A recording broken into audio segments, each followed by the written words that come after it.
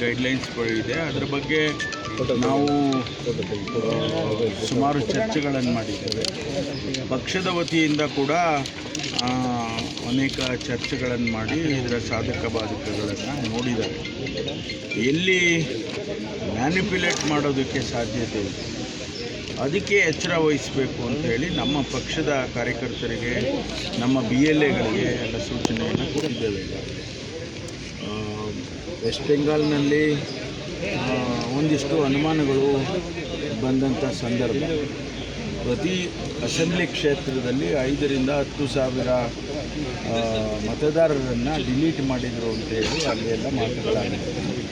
ಕರ್ನಾಟಕದಲ್ಲಿ ಆ ರೀತಿ ಆಗಬಾರ್ದು ಅಂತೇಳಿ ನಾವು ಎಚ್ಚರ ವಹಿಸಬೇಕು ಅಂತೇಳಿ ಇಡೀ ನಮ್ಮ ರಾಜ್ಯದಲ್ಲಿ ಎಚ್ಚರಿಕೆಯಿಂದ ಇರಬೇಕು ಅಂತೇಳಿ ಪಕ್ಷದ ವತಿಯಿಂದ ಸೂಚನೆಗಳನ್ನು ಕೊಟ್ಟಿದ್ದಾರೆ.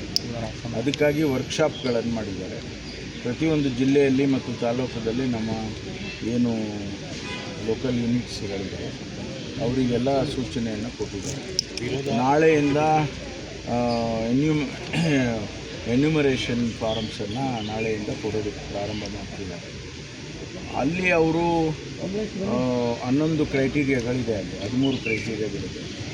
ಅದರಲ್ಲಿ ಯಾವುದಾದ್ರೂ ಒಂದಿದ್ರೂ ಕೂಡ ಅದಕ್ಕೆ ಎಲಿಜಿಬಿಲಿಟಿ ಬರುತ್ತೆ ಅಂತ ಅವರನ್ನು ಈಗ ನಾವು ಅದನ್ನು ಎಚ್ಚರಿಕೆಯಿಂದ ನಮ್ಮ ಕಾರ್ಯಕರ್ತರು BLAಗಳೇನಿದ್ದಾರೆ ಅವರನ್ನು ನೋಡಬೇಕು ಅಂತ ಹೇಳಿ ಈಗಾಗಲೇ ನಾವು ಸೂಚನೆ ಕೊಟ್ಟಿದ್ದೇವೆ. ಆ 2 ಫಾರಮ್ನಲ್ಲಿ 1 ಫಾರಮ್ಮು ವಾಪಸ್ ಕೊಡಬೇಕು, ಇನ್ನೊಂದು ಅವರೇ ಇಟ್ಕೊಳ್ತಾರೆ. ಆದರೆ ಆ ಫಾರಮ್ ತುಂಬುವಾಗ ಸರಿಯಾಗಿ ಮಾಡಬೇಕು ಅಂತೇಳಿ ನಮ್ಮ BLAಗಳಿಗೆ ಸೂಚನೆ ಕೊಟ್ಟಿದ್ದೇವೆ. ವಿರೋಧ ಅಥವಾ ಹೋರಾಟ ಏನೋ ಪಕ್ಷದ ಕಡೆಯಿಂದ ಅಲ್ಲದ ಪಕ್ಷದಲ್ಲಿ ತೀರ್ಮಾನ ಮಾಡ್ತಾರೆ.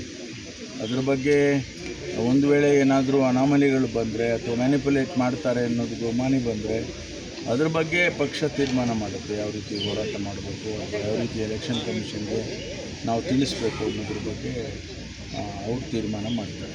ಕನ್ನಡ ಎಕ್ಸ್ಪೆನ್ಷನ್ ಬಗ್ಗೆ ನಮ್ಮ ಮಾಹಿತಿ ಇದೆ ಸರ್, ಡೇಟ್ ಅಥವಾ ಯಾವಾಗ ಆಗಬಹುದು ಅಂತ? ಇಲ್ಲ, ಅದ್ರ ಬಗ್ಗೆ ನಮಗೇನು ಗೊತ್ತಿಲ್ಲ. ಇನ್ನೂ ಹೈಕಮಾಂಡ್ ಅವರು